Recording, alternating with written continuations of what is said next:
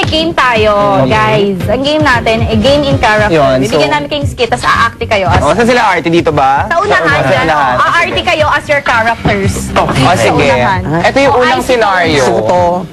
Dito tayo. Ang unang scenario is, nahuli ni Osang na nagnanakaw si Betty ng alahas. Si Osang yung nanay mo, Betty, ikaw yung anak. Kayo yung alas yung nanak. Kayo yung alas. Kahit sino kayo ng bahala. Kunwari.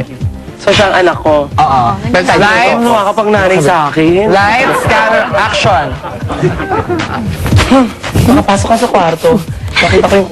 Aha!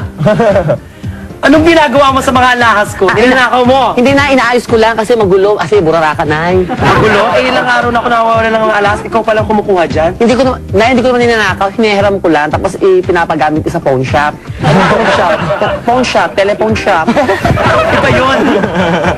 Kaya pala nagkukulang lahat ng mga alahas ko. So, anong ginagawa mo? Inaayos ko lang. Ha? Inaayos ko lang na. Inaayos ko lang. Ang dami mo nawawala dyan. Dali, ikaw ba nanay ko? Bakit? Akala ko ikaw ang aking ama. Ano is ng boss dahil? Malaki ng ball. Oh, Saka na, huwag mo ko inaano. Dapat Busog lang ako kaya malaki boses dahil mo.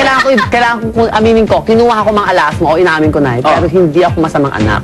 Kailangan ko ginawa yun dahil kailangan ko makalikom ng pera dahil meron kaming paligid sa kanto. Ano paligid? May laro ako. Ito naman. Dapat sinabi mo na sa akin na matagal pa. Shoot. Ganun.